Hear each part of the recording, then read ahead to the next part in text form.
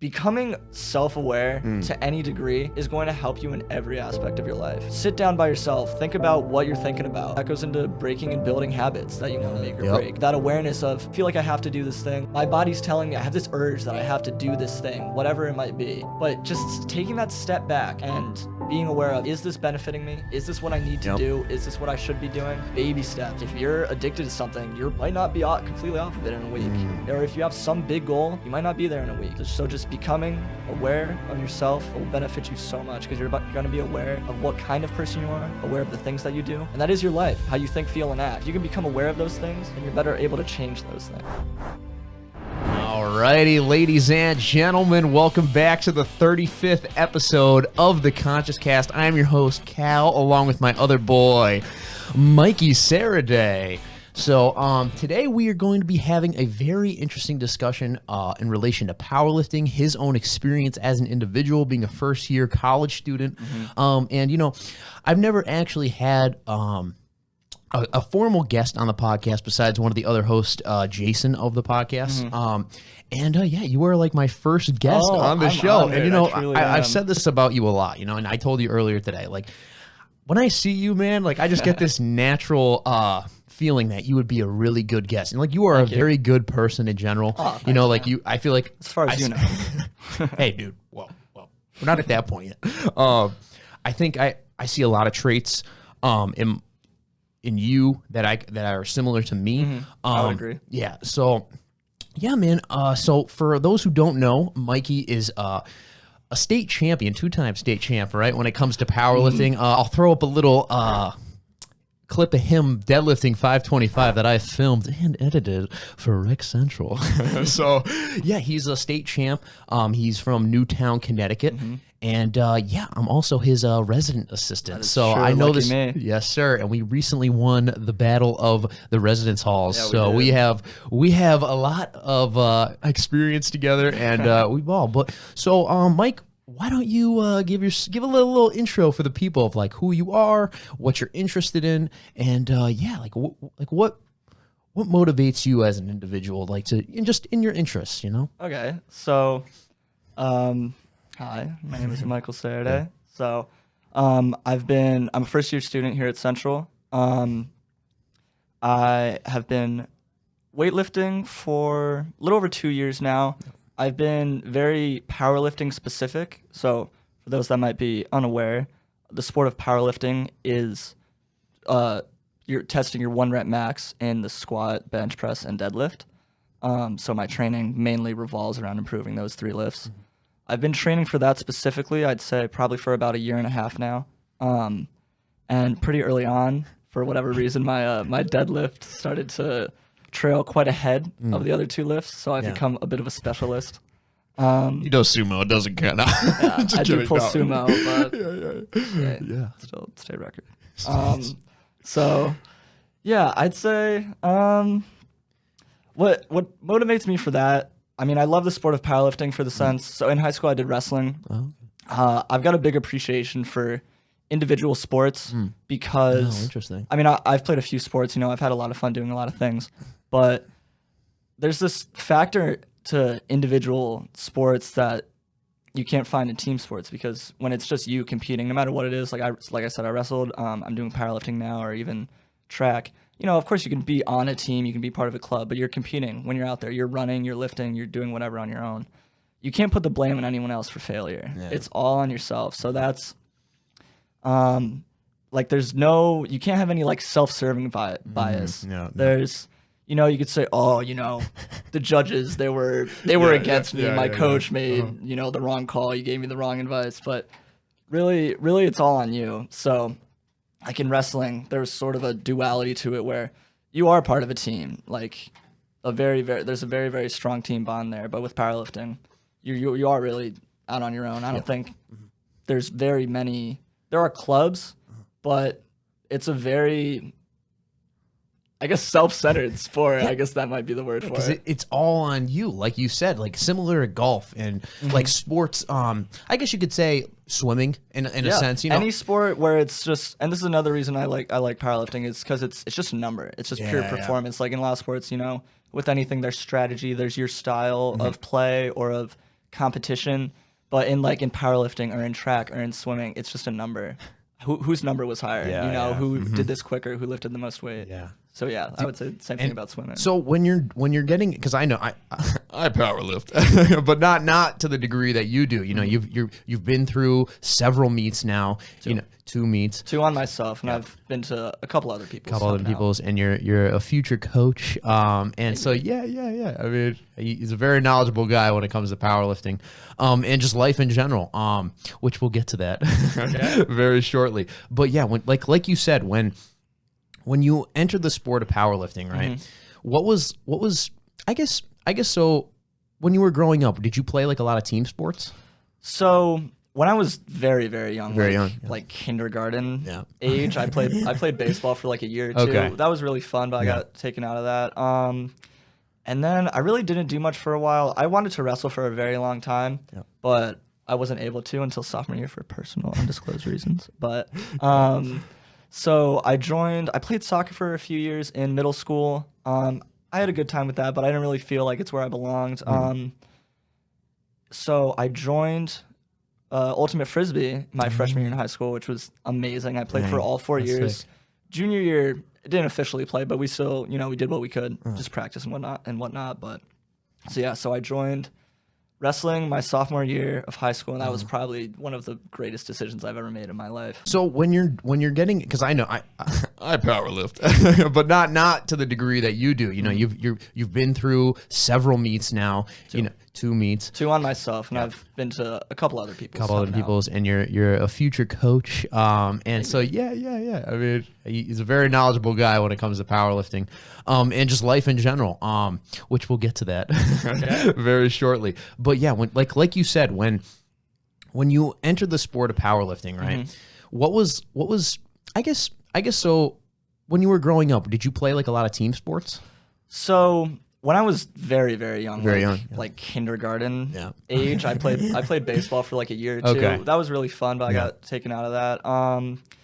And then I really didn't do much for a while. I wanted to wrestle for a very long time, but I wasn't able to until sophomore year for personal undisclosed reasons. But so I played soccer for a few years in middle school. I had a good time with that, but I didn't really feel like it's where I belonged. So I joined Ultimate Frisbee my freshman year in high school, which was amazing. I played for all 4 years. Sick. Junior year, I didn't officially play, but we still, we did what we could, just practice and whatnot. But so I joined wrestling my sophomore year of high school, and that was probably one of the greatest decisions I've ever made in my life. Why was it one of the greatest decisions? The environment in a wrestling room and at a wrestling tournament, it's all. I think I also got lucky too. I had very good coaches. They were very. I mean, I couldn't think of any way they could have been better. They were very respectful to the team, but they were also kind of hard asses when they had to be. But one of the coaches from my wrestling team actually just officially left Newtown Wrestling officially. Yep. He's moving up to New York now to be a strength coach at an Army base. That's legit. It's scary. I'm sure he's scary too. He can deadlift more than me. I'm pretty sure he weighs like 145. Only 145? Holy I think he competes 145, 147, somewhere Dang, around there. wow, And he can pull, I don't know about more than me. Maybe I've surpassed him, but pretty damn close. So the energy that he brought to the room, it was him, his brother, and there was another coach there. He said it time and time again, the wrestling room is where boys turn into men, because the whole time you're there and it's suffering. It is absolute hell. Yeah. But you learn a lot from wrestling, and it's like kind of cliche. You could say that about any sport, I learned a lot on the field, on the court, on the mat, whatever. But I mean, wrestling exemplifies that quite a bit. It's this grueling, terrible experience, but you learn to deal with it, and you learn to work hard. You learn, all right, what am I going to do this week? What am I going to accomplish? You think short-term goals, long-term goals. How am I going to improve? That's all at least my coaches, they were all about that. They were at the beginning of the season, especially for returners that kind of had a baseline for where they were. They would say, set 3 goals for I think it was 3 goals for yourself and 3 goals for the team. And you had to make up a plan to accomplish those.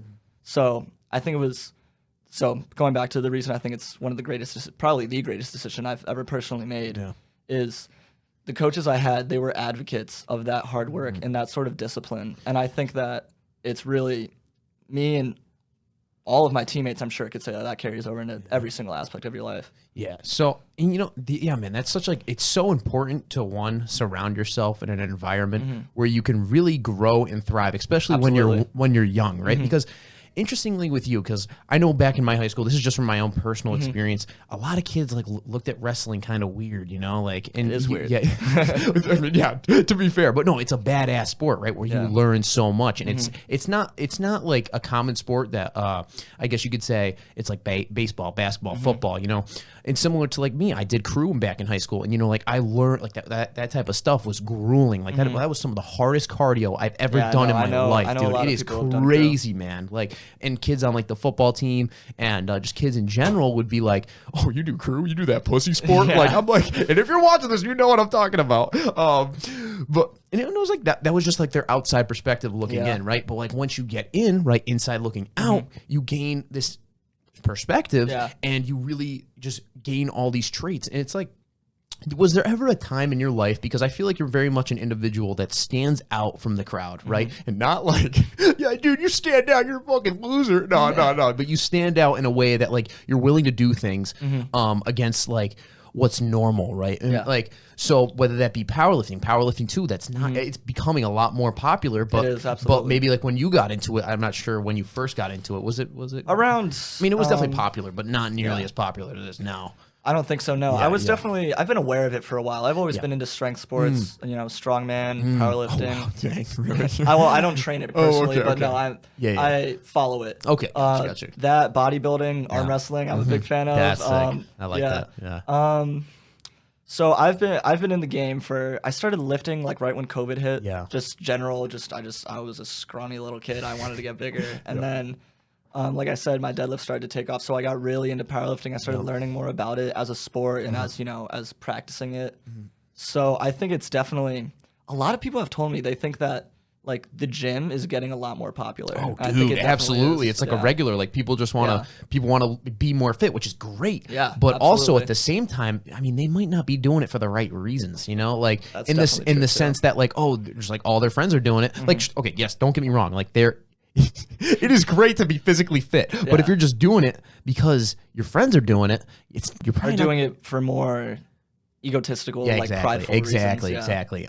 You're probably not going to be in the gym for the longest time, and you might develop really bad habits in conjunction with social media. But going back to what I said before about you being able to stand out from the crowd, like did you? I feel like you're going to say no to this, but did you ever feel like not necessarily afraid, but like when you got into sports such as wrestling or what was the sport you did earlier in high school? Oh, ultimate frisbee. Yeah, like that was also a very different sport. That's also, at least within our culture, not very popular, but it's a fucking sick sport. It's awesome. It's like, did you ever like fear, or did you ever feel like, because you know, like stepping outside your comfort zone, did you ever feel like a little bit of discomfort or like distress doing that, or no? I think the only time I've ever felt something like that was maybe when I played soccer when I was a little bit younger, so up until freshman year. Okay. I stopped after middle school though. I tried out for the team. Yeah. And didn't make it. So, but then I joined ultimate frisbee and wrestling, so I think it was better for me. Yes, but sir. I would say that the only time I ever felt something like that sort of like social disconnection, was probably during soccer. Like even at school, you know, I felt, I don't know, I don't want to say popular, but I didn't feel like an outsider. Okay. I would say soccer, I didn't really play with my friends. You know, a lot of people on the team weren't like my close friends. I wasn't that great at it, to say the least. So I wasn't the most appreciated on the team, which is justified. Fair. But with ultimate frisbee, I think the people on that team, I fit right in with them. There's a whole lot of my Newtown buddies go here. A few of them play frisbee. Bobby Elston just made the New York Empire the best team in the country. Professional team, Is he from Newtown? Yeah. Oh my God. What, dude, was it like a high school team? Like what? The ultimate frisbee? Like was it like official Newtown? high school town? Or was it like kind of... I tried to get it officially recognized, but it is only a club officially. So we don't get any funding from the school. Yeah. So it is less officiated. But I mean, ultimate frisbee is just less officiated. I mean, it's self-refereed. Which I think is a little weird. I think there's pretty clear reasons people don't respect it. I gotcha. But I think it is a great sport. But it is. So I would say ultimate frisbee, I mean, a lot of my friends played that. We all joined the team. Yeah. We all wanted to basically forever. As soon as, I don't know if you've heard of Brody Smith on YouTube. I don't think I have, no. So he's this guy, I don't know if he's still active, but he just like did frisbee trick shots on YouTube. Oh, shoot. And he also played ultimate. Okay. So I remember me and, my friend Ben and Tom. Yep. We all were like, there's a team at the high school that's gonna be awesome. And like literally our whole lives, we look forward to that. And as soon as we got there, as soon as we were on the field, like, it was a little weird because we were freshmen. There was like a lot of seniors on the team, but I established that connection pretty quickly. We all did with those people, and it was great. Oh, nice. And with wrestling, it's weird. I think there wasn't any sort of like hazing, but it was definitely a very like, you're the new guy sort of thing. Yeah. You got to like work your way to respect. Respect, exactly. But I don't think I never really felt as like an outsider in that situation because there were other guys there like that too. I joined as a sophomore, but there were a few freshmen on the team. Yeah. Felt the same way. But we all kind of like came into our own identity in the wrestling room. I think I really, like I said, I changed a lot through wrestling. I learned a lot about myself, about life, about, like I said, hard work and discipline. So I think for a time there was this phase where I was naturally on the outside and I had to sort of learn not to blend in, but to create my own identity in order to be part of the team. Gotcha. Yeah. And so like, what about from the people in school that like didn't like not necessarily on the team, but like what would they say about you doing? Oh, it's okay. It's okay. No, it's okay. It is 8:56 in case you were all wondering. He's gotta take his SARMs. No, I'm kidding. He is not on steroids. Don't take anabolic drugs unless you have very good justification for doing so. Yeah. And you have a very well thought out protocol. Check out the Conscious Cast online store. We are officially selling D-ball trend. Yeah, there you go. But yeah.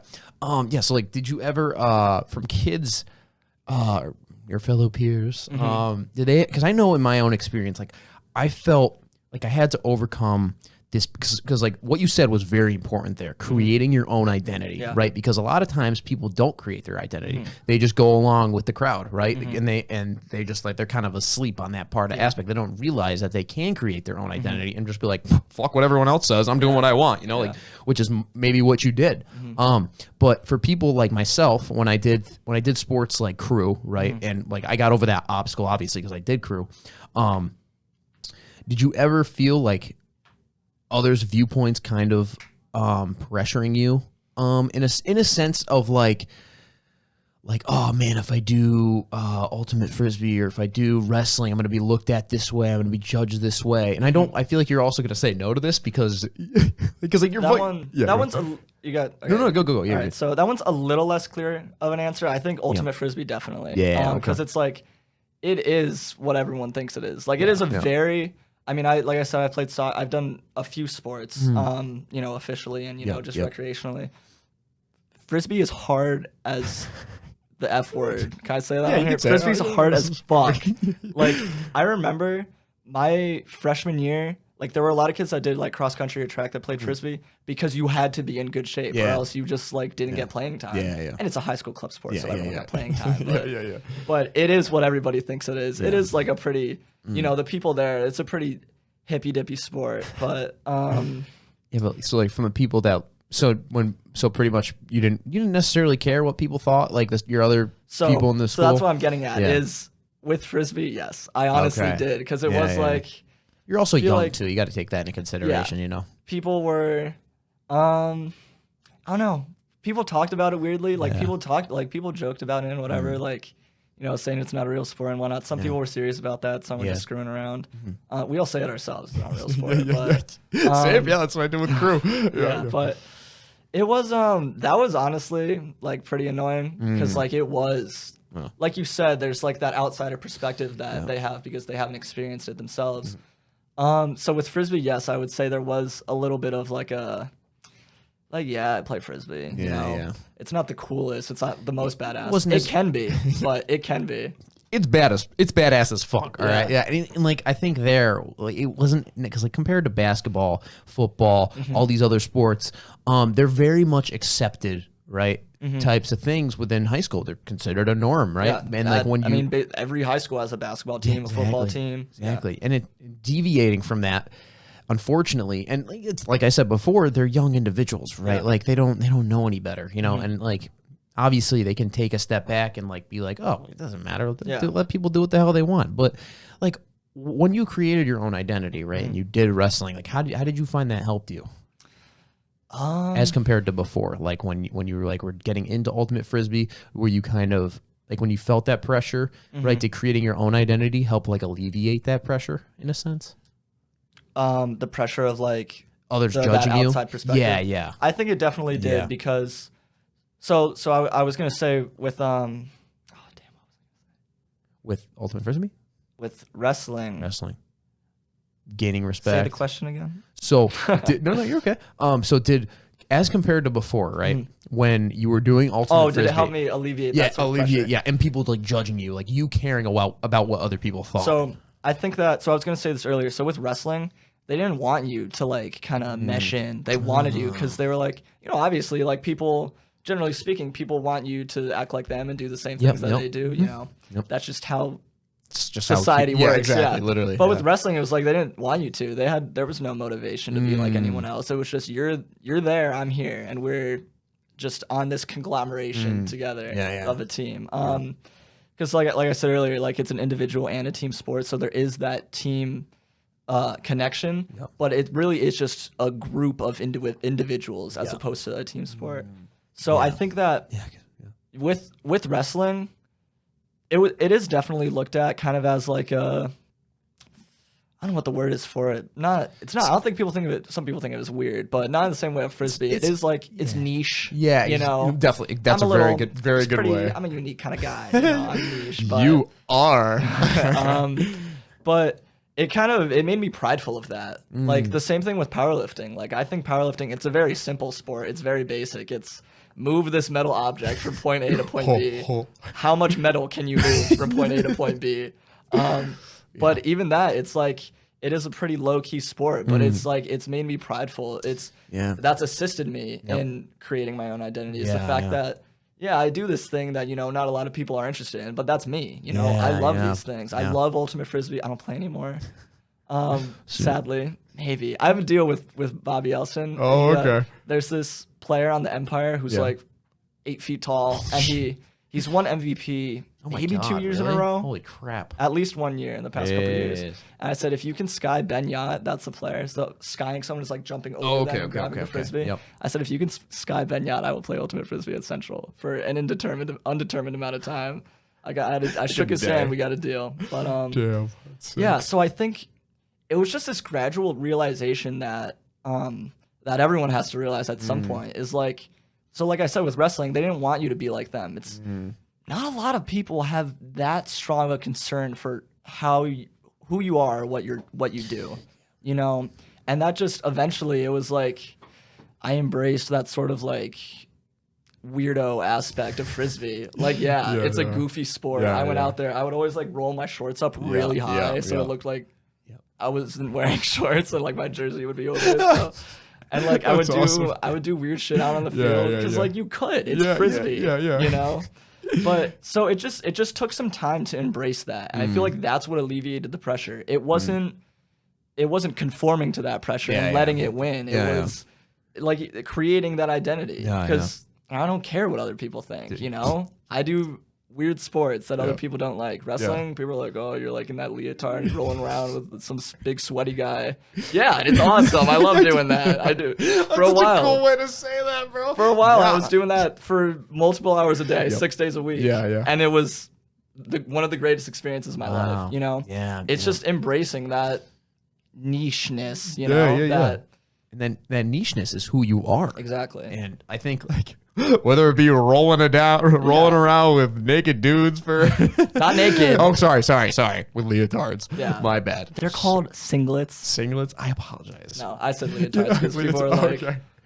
Also, there are 2-piece outfits that are a little less revealing, just for the record.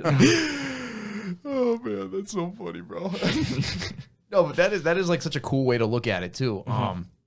Just like, yeah, screw what you think, man. Like, I'm doing me, and I'm learning who I am, and I'm becoming who I am in the process. Because like we said before, like with people getting to the gym, you know, they do it. They might do it for the wrong reasons, right? And they might just be following the crowd. Even though, like, I mean, there's so many. Like Greg Doucette says it the best. Like, you might not like powerlifting, right? But there has to be some type of cardio that you enjoy, or like physical exercise that you enjoy, whether it be basketball, football, right? Whether it be running, bicycling, like anything, right? Like, and like he's obviously a big advocate of physically working out, and it is an essential aspect that you should have in your life, no doubt about it. But yeah, I think being able to create your own identity, right, and really embracing who you are, right, because like at a young age, when you're in high school, early in college, I'm sure, like I'm struggling with this currently, and I'm sure you are as well. It's just like you're questioning like your values, right? You're questioning like you're becoming an adult, right? You're becoming like a new person, and like in the process, and that's like part of college, and part of life in general. But yeah, like how have you like? You've obviously, like you said before, you created your own identity in wrestling. Like, how has that helped you transition into powerlifting? Like, how is that? Okay, I should say this. How is like creating your own identity transitioned into powerlifting? Because like, this is what I wanted to say. Okay. Yeah. I was like trying to like figure out what I was trying to say again. But like, yeah. So like I said before, I am Mikey's resident assistant. And he is very much an individual that does not give a shit, all right? He'll do whatever he wants, right? Not obviously within the boundaries of like, you know, okay things. Most laws. most most laws. No, but like you're very much a person who is themselves, right? And is like willing to express themselves in ways that a lot of people won't. Like, I mean, this guy literally, we had like one of the we call it Dean's Cup. That's like the battle between the halls. And my man literally took a frozen shirt and just started beating the hell out of it on the ground. The event, there was this sort of field day. Field day. There was like the finale of the Dean's Cup. This part of the competition was, there was a t-shirt that had been rolled up and then like kind of folded over itself and soaked in water and frozen for 3 days. And you and the partner had to break it open and wear it. And that's like when that's how, that was the activity. And I was like, that's going to be awesome. I'm going to beat the crap out of a t-shirt. And I did, and it was awesome. And you got bloody knuckles, dude? Yep. My knuckles are still, I don't know if you... Yeah. Whoa. You like go like that. Up there or over here? Oh, yeah, you better like... Can I see that? So that's like... that's like quite old now. It's like just a little bit of a scab now, but they were like that was a pretty deep gap. No, that's good. That's good. Yeah, just like kind of twist it upwards. All right. So... And like my knees were messed up. Yeah. So it was fun though. And I beat the crap out of a t-shirt. And we won that, by the way. Yes, we did. Big thanks to Addie. Oh yeah, shout out Addie. Yeah. Great team. Great teamwork. Yeah. But yeah, man, it's all in cutoff jorts that I made myself, by the way. I was literally about to bring this up too, because like you'll be in the gym, right, and you'll wear these cutoff shorts, right, and you'll just, and I think that is a great metaphor and just like representation of like how you don't give a fuck. I wear crop tops too. I make crop tops in the gym. Like, no man is doing what this man is doing in the gym, right? And it's like, and like when you see people like that, when I see people like in the dining hall, like just reading, right, or just doing something that's outside of the norm, and really just like just doing what they want, you know, like people that are like, I talk to some people that are afraid to go eat by themselves, man, like, and it's just like, I mean, like, okay, I get it, I understand, right, but it's like, it's that perspective. It depends on your perspective, right? And it's like, if you see going to eat by yourself, or I guess being who you are, you don't have to necessarily wear jean shorts to the gym as a guy, right? But if you see like what you want to do, and like there's kind of like this backlash from what people may think, I think that can really take a negative effect on someone. And like, obviously you are a picture perfect example of how someone is able to embrace their authenticity, right? And be able to embrace who they really are without caring about what other people think. So you may not know this off the top of your head, right? It just may come naturally, you know, just being who you are. Like, that's just how it is. But like, is there any advice that you could give to someone that is just like, I guess like you said, that wants to do things, like be authentic, but like that societal backlash or friend backlash, like or family backlash is like holding them down. Like what would you say to someone like that? So I would say that I was definitely pretty lucky with how I was raised. I was raised like, I mean, obviously to a healthy extent in caring what people think, but you are your own person. You know, you have no sort of obligation to abide by what other people want you to be or how they want you to act. Yeah. You know, within reason, of course. But the biggest thing I could say that's helped me very recently, and like I said, in many, many ways, I've been very lucky throughout my life. Has my life been easy? No, I would say probably not. Yep. In the grand scheme of things, yes, it has, because I'm in the United States of America.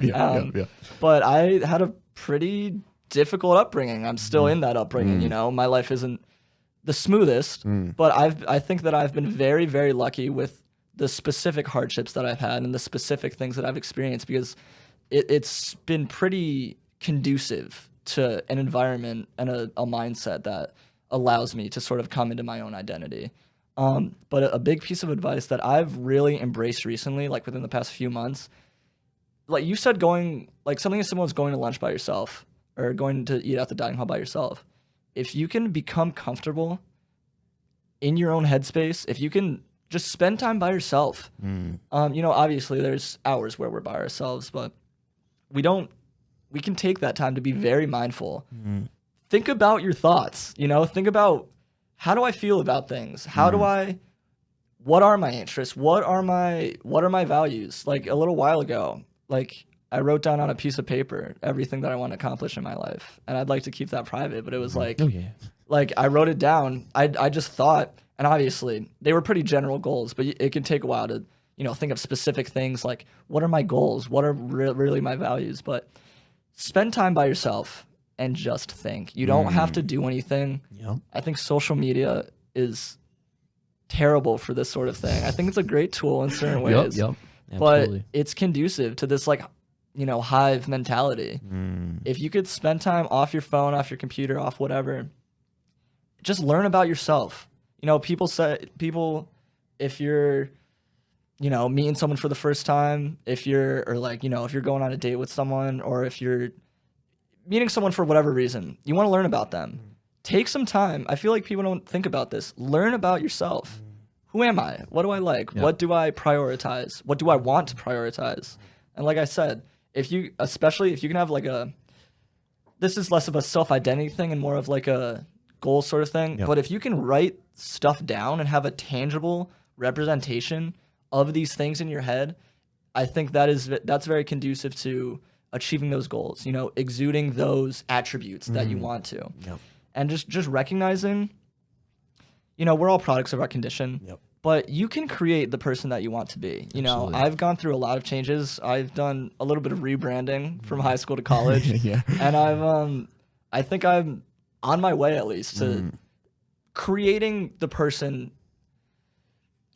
someone that I could look at and say that they're a good person, you know? Gotcha.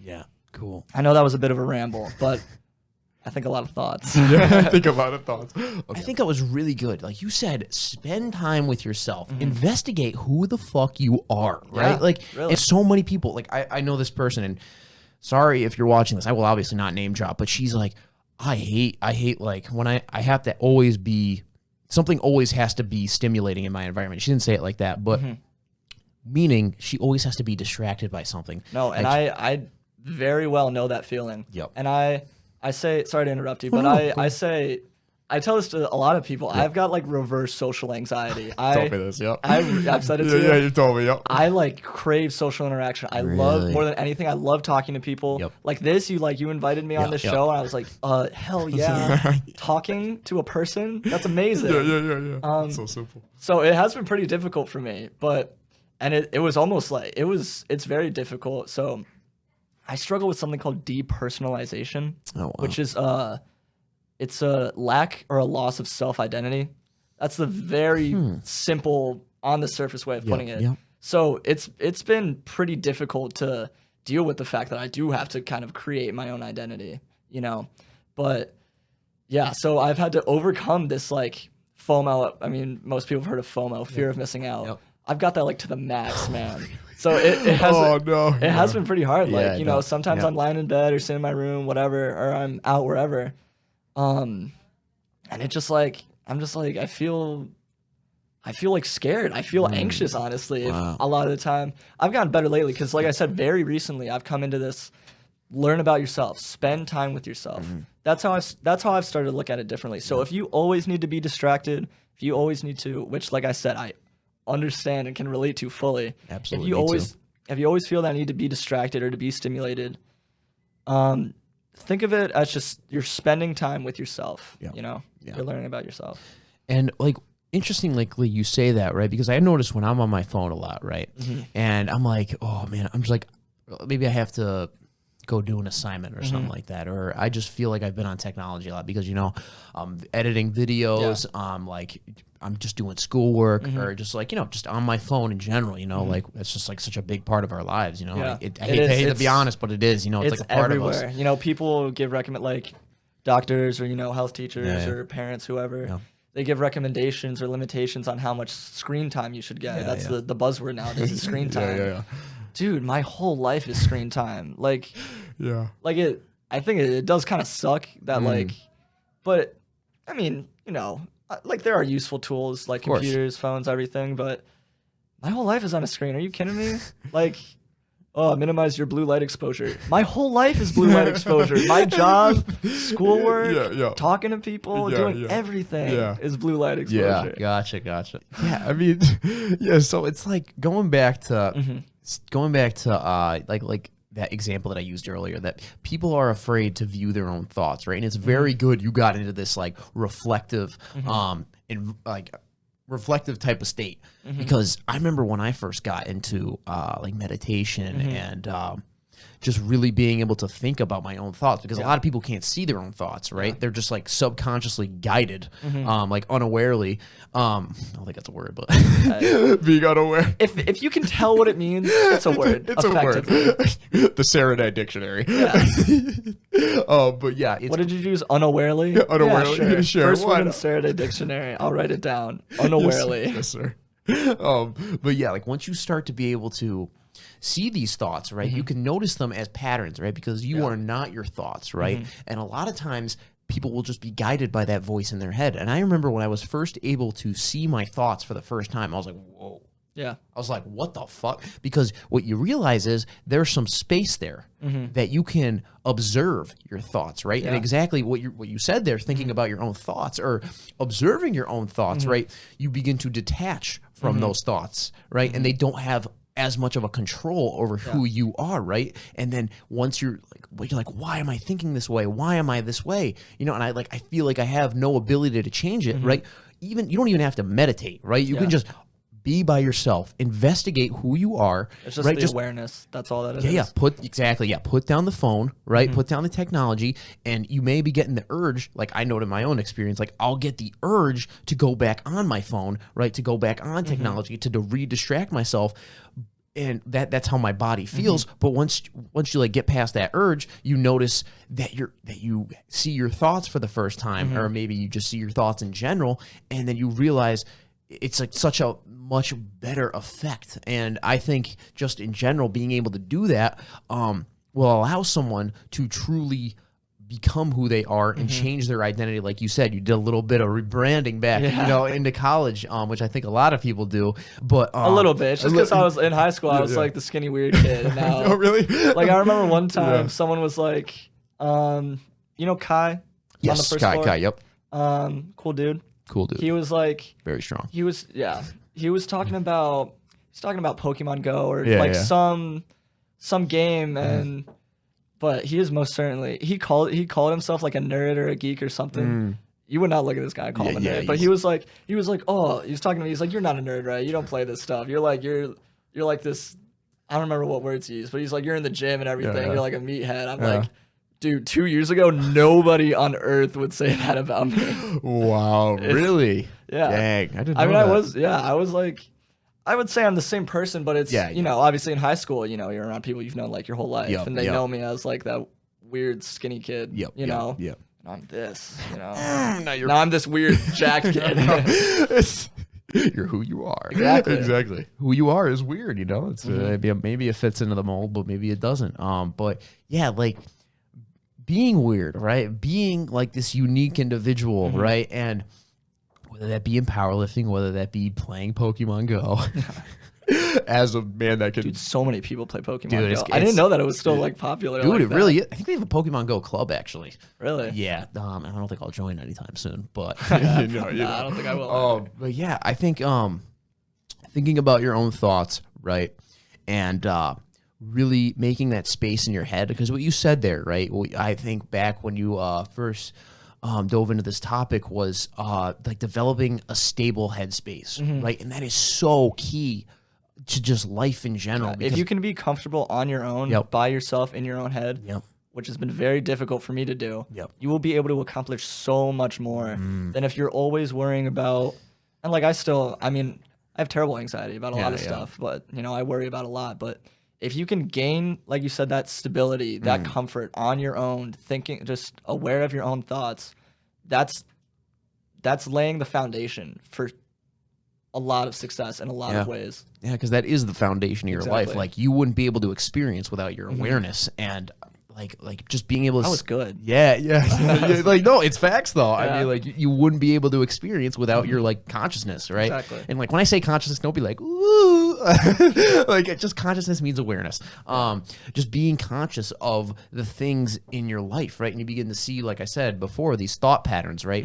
And your habits, your behaviors, right? Like how you're operating on a day-to-day basis. Are you operating on mere programming, right? Are you operating on autopilot, right? Or are you able to develop habits like moving towards a goal? Like, because I think for you, a very big goal of yours, or that helps a lot, you set these powerlifting meets, right? And you're like, that's in the back of your head, right? And like being able to be consistent, I think you have to have a goal in mind, right? To really, I think that maybe not necessarily, but I think it definitely helps. Absolutely. Right? Like just having like maybe you want, okay, I have this powerlifting meet in June or something like that. I've got to get ready, right? Because I got to show up prepared, you know, and it really helps you stay consistent and develop those habits, those behaviors to continually deadlift, to continually follow the programming that your coach lays out for you and not deter when it gets hard, right? Maybe when you're not motivated, but you still stay disciplined. Have you found that within your own experience, like setting those goals? Absolutely. You? So I think, discipline is huge, and people should recognize the difference between, I've heard this for a while, but I've really only pretty recently really sunk in, is the difference between discipline and motivation. If you've got some sort of external goal, you know, like for me, it's I want to break this record, I want to do well in this powerlifting meter, you know, it was wrestling or frisbee, it was, you know, something like that. That's good. Like you said, that can, because if you focus purely on the process, a lot of people say stay focused on the process and the results will come. You can get kind of lost if you do that, if you don't have the discipline. So the motivation is, I want to accomplish this, but the discipline is that drive, that internal drive that you're going to do it anyway. You know, because there's days where, like, few and far between, but, like, sometimes I don't want to go to the gym. I feel like shit mentally or physically. I'm like, I just want to sit around and not lift weights, you know? I don't want to do difficult things. But it's having that discipline that no matter whether or not you're having a good or a bad day, you can step back, you can be aware of the space that you're in and the thoughts that you're thinking and the emotions you're feeling. And you can say, okay, what do I have to do in the situation that I'm in to accomplish what I have to and to be the person that I want to be or that I have to be? Yeah, you were able to, like what you said, you take that step back, you see that end point, right? And you're like, okay, I am in constant negativity right now. Like I am just having shitty days after shitty days, but I want to be that person. And then I think a lot of people are afraid to change, right? Because all they know is negativity. That's all they know. And for them to step outside their comfort zone and to move into a more positive life, like think about that. Like that's a very drastic change. They would rather stay on social media scrolling through like just negativity after negativity than put the phone down and just think about their thoughts, right? And to be fair, maybe those thoughts are highly negative, right? And maybe it's just as difficult. I totally get that. It's not a black and white matter at all. But if you take that kind of kind of example right there, and you see like wow, that is crazy. Someone would rather stay in a terrible state because that's all they know. That is their comfort zone. Yeah.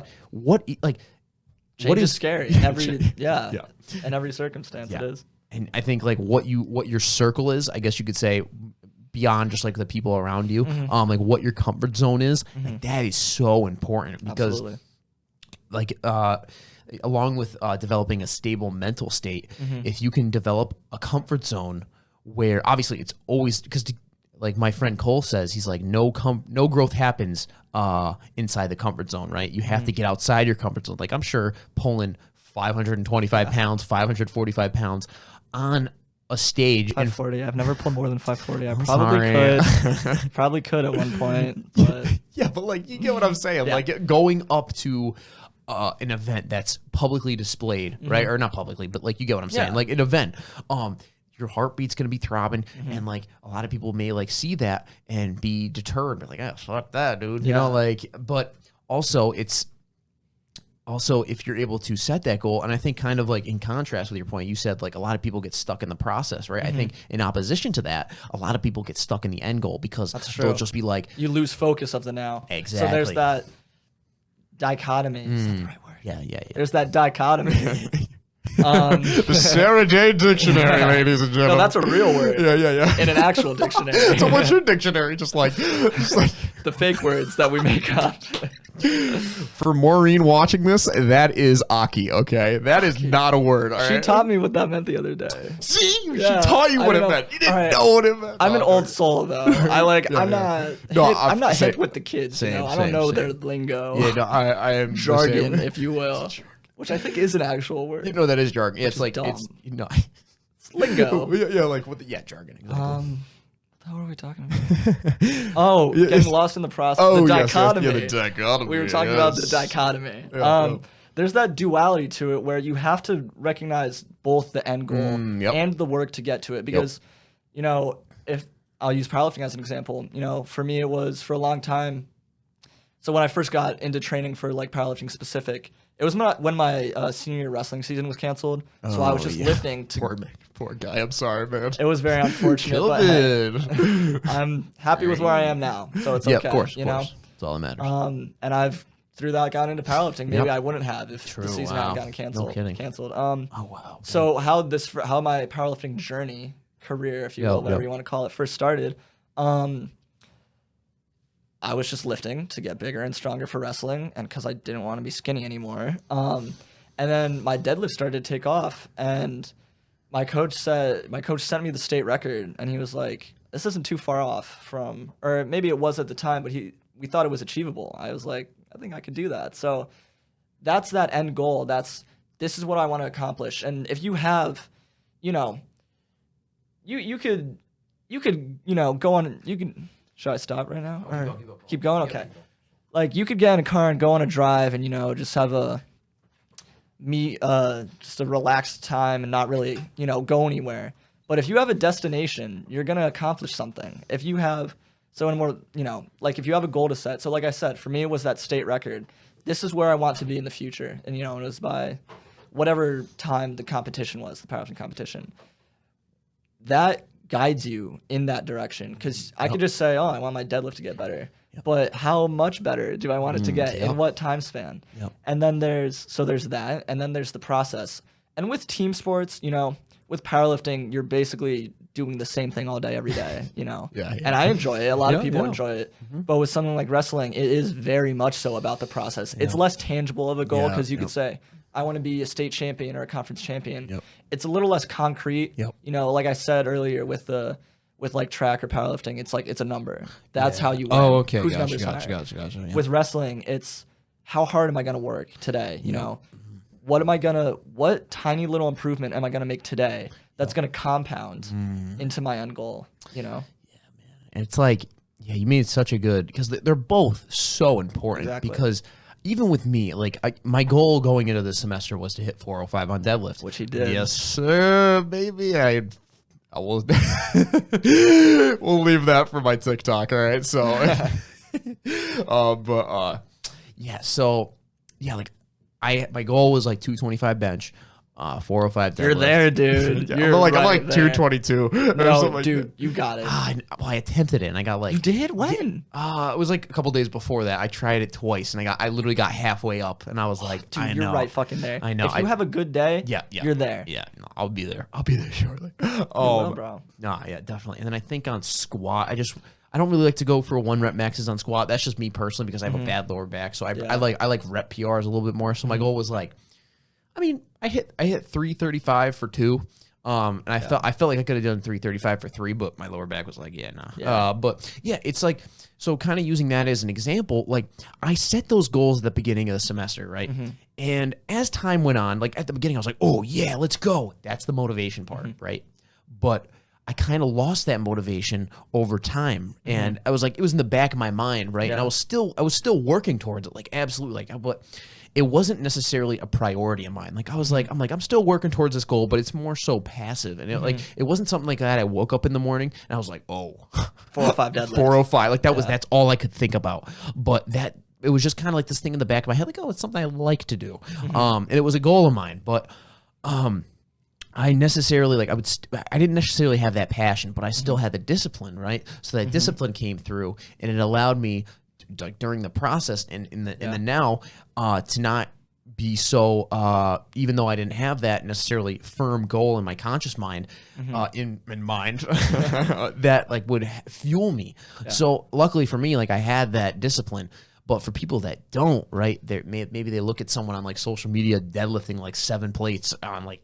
You know what I mean? Just like a shit ton of weight, you know, like, and then they begin to compare themselves. Yeah, and they don't see how many hours of training, you know, did it take before they got there? How many times maybe did they fail at, if they've attempted that before? How many times have they failed? How many have they been injured along the way? How many years has it taken them? You know, because obviously you can see someone, you know, like for a lot of young kids, someone older or, you know, anyone just bigger or stronger or farther along the path than you, you're not watching the whole way, you know, they're getting there. Maybe if like someone that starts a YouTube channel or something when they're early on, but you know, 90% of the time you see someone at their peak. You only see someone at their peak. You don't see the ups and downs.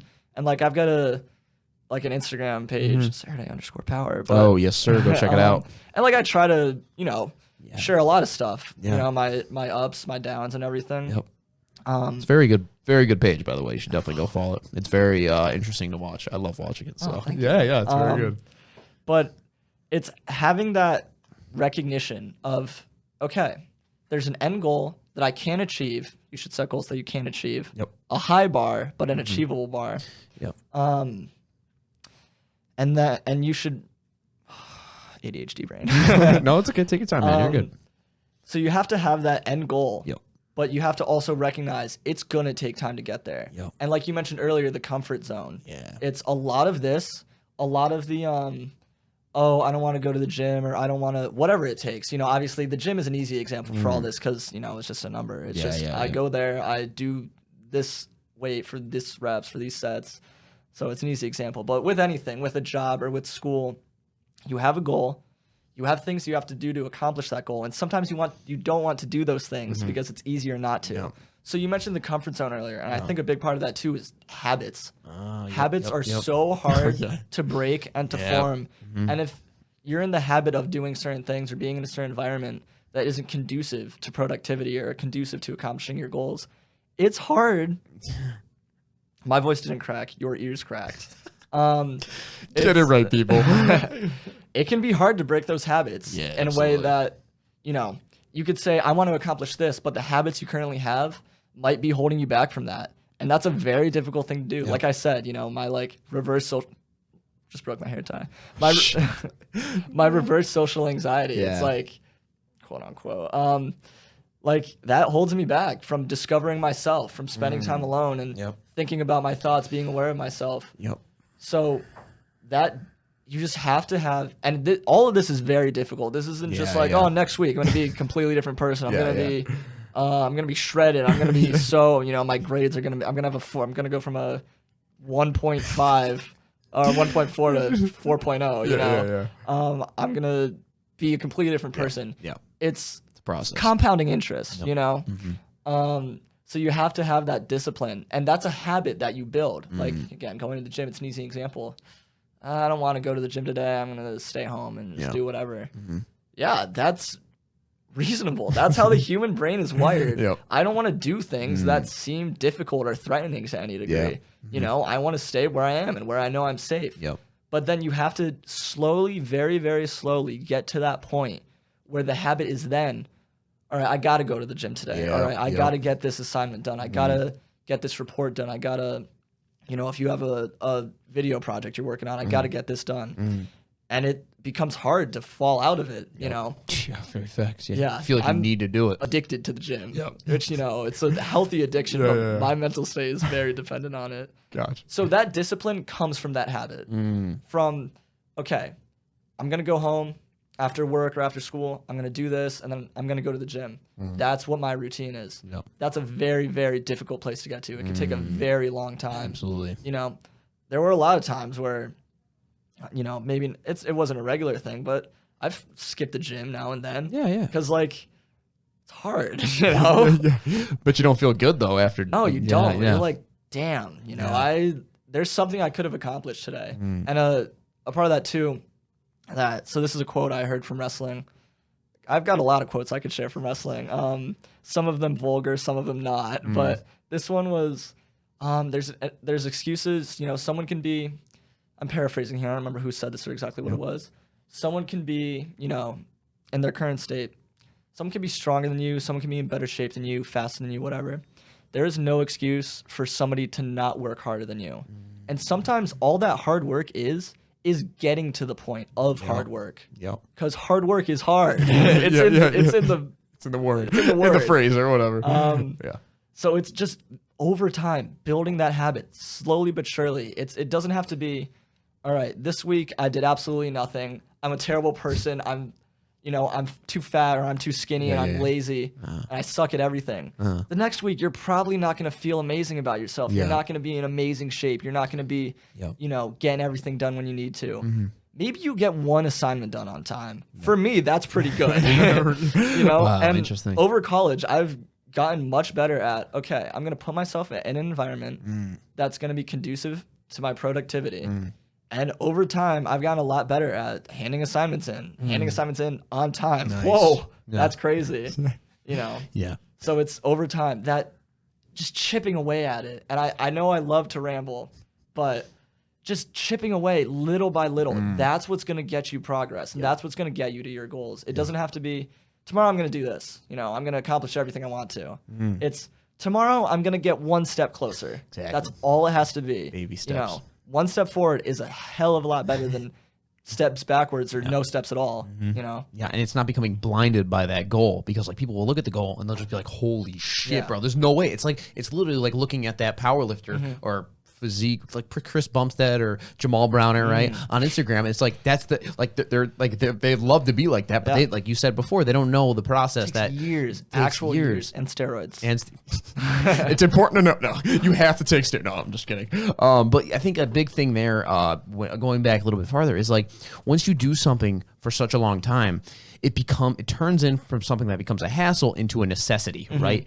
And so and then through that, your attitude begins to change, right? So before you were like, oh man, fuck. But now you're like, oh man, I got to get to, I know, and you know you're going to get to the gym today. Like obviously, like there's going to be external obstacles out of your control that you're going to compensate for. But like I say this to Cole all the time, like you know you're going back there the next fucking day. Like there's no ifs, ands, or buts. Like you know for a fact, like you know your body, you know your habits, you know your behaviors, right? And like I said before, it becomes a necessity.